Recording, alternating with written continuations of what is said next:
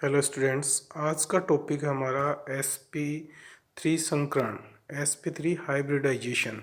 इससे पहले हमने sp संकरण की डेफिनेशन देखी, उसके बाद sp हाइब्रिडेशन पढ़ा यानी sp संकरण पढ़ा, उसके बाद sp2 संकरण पढ़ा और आज हमारे पास टॉपिक है sp3 संकरण। sp3 संकरण को हम इस प्रकार समझ सकते हैं कि इस प्रकार के संकरण में एक S तथा 3 P कक्षक आपस में मिलकर 4 नए समान आकार के तथा समान ऊर्जा के sp3 संकृत कक्षकों का निर्माण करते हैं। मतलब ये एक S कक्षक होता है, पहले इसकी आकृति और सेव अलग होती है। 3 P कक्षक होते हैं, इनकी आकृति और ऊर्जा तो समान होती है लेकिन इनकी डायरेक्शन अलग अलग होती है। तो ये सारे एक S और 3 P आपस में मिलकर के 4 नए कक्षकों का निर्माण करते हैं और जो बनने वाले चारों कक्षक होते हैं वो आकृति और ऊर्जा में समान होते हैं। इस प्रकार बने हुए चारों संकृत कक्षक चतुष्फलकीय आकार में परस्पर 109 डिग्री 28 मिनट्स के से कोण में अभिन्यासित होते हैं, यानी कि जो सेंट्रल एटम होता है उसके ऊपर ये सारे चतुष्फलकीय आकार में यानी कि 109 डिग्री 28 मिनट्स का जो कोण बनता है चतुष्फलकीय में sp संकरण में, उस पे अविन्यासित हो जाते हैं। इस प्रकार के sp3 संकरण में S कक्षक का योगदान 25% होता है और P कक्षक का 75% होता है। तो ये इससे दिख ही रहा है क्योंकि S एक कक्षक है, P 3 है, तो ये 75% हो गए P वाले और S वाला 25% हो गया, 25% हो गया। यहाँ हम देख रहे हैं इस डायग्राम में sp3 संकरण का किस प्रकार हो रहा है। एक S कक्षक है, फिर 3 P कक्षक है, इसमें एक px दिखा रखा है, एक y डायरेक्शन py है, z डायरेक्शन में pz है। ये सभी मिलकर के जो 4 sp3 संकृत कक्षक बनाते हैं वो चतुष्फलक के रूप में विन्यासित हो जाते हैं 109 डिग्री के कोण पे, जो हम यहाँ डायग्राम में देख रहे हैं चारों को। अब इसको समझने के लिए हम एक एग्जाम्पल लेते हैं, जो एग्जाम्पल है Bf4- यानी कि एक आयन का एग्जाम्पल लेते हैं हम, टेट्राफ्लोरोबोरेट आयंस। Bf4- में बोरोन जो केंद्रीय परमाणु होता है की sp3 संकरण अवस्था होती है। अब यहाँ हम देख रहे हैं कि बोरोन का इलेक्ट्रॉन विन्यास देखते हैं तो 1s2 2s2 2p1 होता है, यानी कि n 1 सेल होती है उसमें तो 1s कक्षक आता है और n = 2 सेल होती है उसके अंदर आता है 2s 2p कक्षक। जो आउटर कक्षक ऑर्बिटल कक्षक होते हैं वो संकरण पार्टिसिपेट करते हैं, इसलिए 1s तो जैसा है वैसे वैसे रहेगा, उसके अंदर 2 इलेक्ट्रॉन है तो 2 ही रहेंगे, चाहे वो निम्न अवस्था में हो या उच्च अवस्था में हो। तो पहले हम इसकी निम्न अवस्था देख रहे हैं, बोरोन की निम्न अवस्था। तो जो 1s है उसमें 2 इलेक्ट्रॉन है, 2s में 2 इलेक्ट्रॉन है, 2p के अंदर 1 इलेक्ट्रॉन है, यानी कि अब इसको उत्तेजित अवस्था में ले जाते हैं। तो उत्तेजित अवस्था में एक 2s का जो इलेक्ट्रॉन है वो क्रमोन्नत होकर के 2p कक्षक में चला जाता है, जैसा कि हम यहाँ देख रहे हैं बोरोन स्टार की उत्तेजित अवस्था। तो इसमें उत्तेजित अवस्था में 2s से एक इलेक्ट्रॉन 2p में चला गया, तो इसके पास में अयुग्मित इलेक्ट्रॉनों की संख्या जो आउटर ऑर्बिटल = 2 है, बाह्य ऑर्बिटल्स हैं, उसमें कितनी हो गई, एक 2s में है और 2 2p में है, तो 3 अयुग्मित इलेक्ट्रॉन हो गए, एक कक्षक खाली हो गया।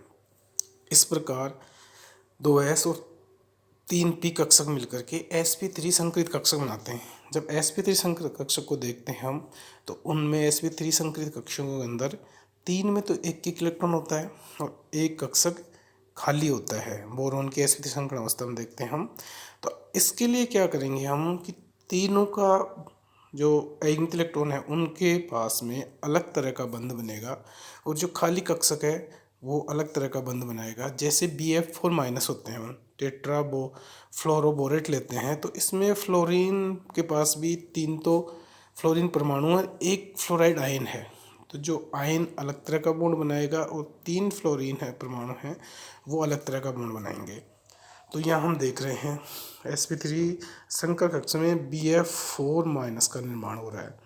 तो बोरोन है बीच में, सब sp3 संकर कक्ष है इसके पास में, तो इससे एक फ्लोरीन परमाणु जुड़ा हुआ है, फिर दूसरा फ्लोरीन जुड़ा हुआ है, तीसरा फ्लोरीन, तो तीनों सिग्मा बॉन्ड बना रहे हैं। फ्लोरीन परमाणु, और एक फ्लोराइड परमाणु इससे जोड़ रखा है। तो फ्लोराइड परमाणु के पास में पहले से ही अयुग्मित इलेक्ट्रॉन पाए जाते हैं। 4 अयुग्मित इलेक्ट्रॉन है, तो 2 का ये इससे साझा करता है या दान देता है, दान दे खाली कक्षक को, और ये एक कोऑर्डिनेशन बॉन्ड बनाता है। अर्थात हम इसको इस प्रकार ले सकते हैं कि इसके चारों sp3 संकृत कक्षकों में से 3 में तो अयुग्मित इलेक्ट्रॉन उपस्थित होते हैं तथा एक रिक्त होता है। तो 3 कक्षक तो फ्लोरीन के 3 परमाणु के p कक्षकों के साथ सिग्मा बंध का निर्माण करते हैं, जो भी बताया मैंने। चूंकि फ्लोराइड आयन के पास 4 इलेक्ट्रॉन युग्म होते हैं, अतः यह बोरोन के रिक्त कक्षक में एक इलेक्ट्रॉन युग्म दान करके एक उपसहसयुग्म बंध का निर्माण करता है। इस प्रकार निर्मित चारों बंध समान रूप से अनुनाद द्वारा समझाया जा सकता है। तो ये हमने देखा कि इस प्रकार से ये sp3 संकरण इसमें पाया जाता है। 3 इसमें सिग्मा बॉन्ड बनते हैं, एक कोऑर्डिनेशन बॉन्ड बनता है, और तीनों में ये संकरण किस प्रकार का होता है, sp3 संकरण। इसी तरह का एक दूसरा एग्जाम्पल लेते हैं, जैसे अमोनियम आयन अपने पास में। तो अमोनियम आयन लेते हैं तो NH4+। तो यहाँ देख रहे हैं सेंटर एटम जो है वो नाइट्रोजन है, इसके साथ में 4 हाइड्रोजन में से 3 तो हाइड्रोजन परमाणु जुड़े हैं, एक हाइड्रोजन H+ आयन जुड़ा हुआ है।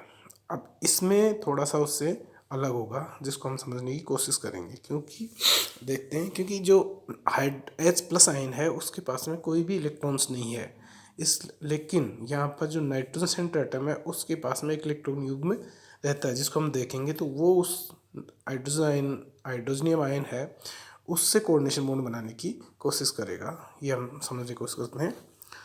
इसमें NH4+ आयन में हम देखते केंद्र परमाणु नाइट्रोजन होता है, इसके 4 sp3 संकृत कक्षों में से 3 अयुग्मित इलेक्ट्रॉन युक्त तथा एक पूर्ण भरा होता है। चूंकि इसके पास पूर्ण भरा एक संकृत कक्षक होता है, अतः यह किसी भी रिक्त कक्षक को इलेक्ट्रॉन युक्त दान करके उपसहसयुग्म बंध बनाने की क्षमता रखता है। तो जैसे डायग्राम में दिख रहा है कि N अपना एक इलेक्ट्रॉन युक्त प्रोटॉन H+ आयन के रिक्त कक्षक में दान करके NH4+ आयन का निर्माण करता है। यह हम देख रहे हैं कि नाइट्रोजन की निम्नतम अवस्था है, उसके अंदर जो बाह्य कक्षक हैं 1s में 2 इलेक्ट्रॉन है, 2s में 2 इलेक्ट्रॉन है, और 2p में 3 इलेक्ट्रॉन्स हैं। तो इसमें उत्तेजित की तो कोई आवश्यकता पड़ती ही नहीं है, क्योंकि इसके पास कोई खाली कक्षक नहीं है जिसमें उत्तेजित इलेक्ट्रॉन हो सके। तो ऐसी पोजिशन में इसमें sp3 संकरण होगा, एक s और 3 p कक्ष मिल करके sp3 संकरित कक्षों का निर्माण कर रहे हैं। संकरित कक्षों का निर्माण करने पर हम देखते हैं कि जो नाइट्रोजन है उसके पास में sp3 संकरित कक्षकों में से एक जो कक्षक है उसमें 2 युग्मित इलेक्ट्रॉन होंगे, लोन पेयर होंगे, और 3 के पास में एक एक इलेक्ट्रॉन होगा। तो ये 3 तो जो होंगे वो सिग्मा बॉन्ड बनाएंगे, और जो उसके पास में इलेक्ट्रॉन युग्म है, एकक इलेक्ट्रॉन युग्म है, वह H+ आयन को इलेक्ट्रॉन दान करेगा और उससे कोऑर्डिनेशन बॉन्ड बनाएगा। जैसे कि हम नीचे देख रहे हैं, इसमें जिसके पास में sp3 संकरित कक्षक है 4, इनमें से एक है उसके पास में इलेक्ट्रॉन युग्म है, वो H+ आयन से कोऑर्डिनेशन बॉन्ड बना रहा है, क्योंकि इसकी डायरेक्शन जो है वो उधर दिखा रहे हैं, इलेक्ट्रॉन दान कर रहा है। लेकिन जो 3 बचे हुए हैं उनके पास एक एक इलेक्ट्रॉन के पास में एक इलेक्ट्रॉन हाइड्रोजन परमाणु से लेते हैं, तो ये सहसयुग्म बंध का निर्माण कर लेते हैं और इस प्रकार से सिग्मा बॉन्ड बनाते हैं। तो ये इसमें sp3 संकरण है। जब इसकी शेप देख रहे हैं हम, तो वही पोजिशन है उसकी sp3 संकरण में NH4 की, जो पहले से हमने BF4 में देखा कि इसमें H+ आयन ऊपर की तरफ है, तीनों H परमाणु है, तो वही शेप 109 डिग्री 28 मिनट्स पे ये संयोजित होते हैं। इसी प्रकार अन्य एग्जाम्पल लेते हैं हम। अन्य एग्जाम्पल के अंदर लेते हैं सल्फेट आयन। सल्फेट आयन का एग्जाम्पल में हम देखते हैं कि सल्फेट आयन में केंद्रीय परमाणु S है, सल्फर, ये sp3 संकृत होता है तथा 4 सिग्मा बंधु निर्माण के लिए आवश्यक इलेक्ट्रॉन प्राप्त करने के लिए उत्तेजित अवस्था में सल्फर के सभी युग्मित इलेक्ट्रॉन युग्मित हो जाते हैं तथा 2 इलेक्ट्रॉन 3d कक्षों में चले जाते हैं। ये दोनों 3d इलेक्ट्रॉन 2 ऑक्सीजन पर उपस्थित अयुग्मित इलेक्ट्रॉनों के साथ युग्मित होकर पाई बंध का निर्माण करते हैं। जैसे कि हम देख रहे हैं यहाँ पे सल्फर है, सल्फर के पास में 3s 3p और 3d है। बाह्य कक्षकों को देखते हैं हम, 3s में 2 इलेक्ट्रॉन है, 3p के अंदर 4 इलेक्ट्रॉन है, 2 एक में है और एक एक में है, और 3d खाली कक्षक है।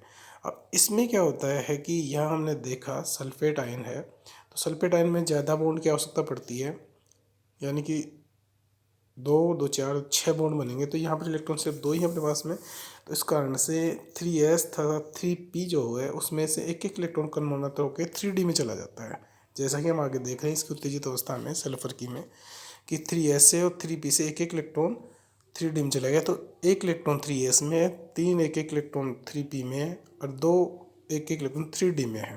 तो टोटल जहाँ आइगन इलेक्ट्रॉनों की संख्या यहाँ होगी 6। अब हम देख रहे हैं यहाँ पे sp3 संकर्ण की अवस्था है यहाँ, क्योंकि यहाँ पर जो सल्फेट आयन है ना सल्फर में, वो 2 पाई बॉन्ड बनाता है। तो 2 पाई बॉन्ड बनाने के लिए इनके 2 इलेक्ट्रॉन संकरण पार्टिसिपेट नहीं करेंगे, तो इस कारण से 4 तो sp3 संकरित हो जाएंगे और 2 जो इलेक्ट्रॉन है वो 3d में रहेंगे जो पाई बॉन्ड बनाने के लिए यूज होंगे। तो यहाँ हम देख रहे हैं नीचे कि sp3 संकरित कक्षक हैं 4 तो, और 2 जो है वो 3d में इलेक्ट्रॉन्स प्रेजेंट्स हैं। तो यहाँ पर जो सल्फेट है उसमें माइनस आयन वाले हैं, वो तो sp3 के स्टार्टिंग में सिग्मा बॉन्ड बनाते हैं। फिर ऑक्सीजन परमाणु है वो यहाँ 2 से सिग्मा बॉन्ड बनाता है। इस प्रकार 4 सिग्मा बॉन्ड हो गए। sp3 संकरित कक्षक 2 ऑक्साइड आयन से और 2 ऑक्सीजन परमाणु से सिग्मा बॉन्ड का निर्माण कर लेते हैं। फिर जो ऑक्सीजन परमाणु बचा हुआ है तो उसकी संयोजकता पूरी नहीं होती, इसलिए वो जो डी के एक एक इलेक्ट्रॉन है उनसे पाई बॉन्ड का निर्माण करते हैं और पाई बॉन्ड के द्वारा वो अपनी संयोजकता कंप्लीट करते हैं। इस प्रकार सल्फेट में हमने देखा कि ये sp3 संकरित कक्षक होते हैं। ऐसा sp3 संकरण में सल्फेट का निर्माण किस प्रकार होता है। धन्यवाद।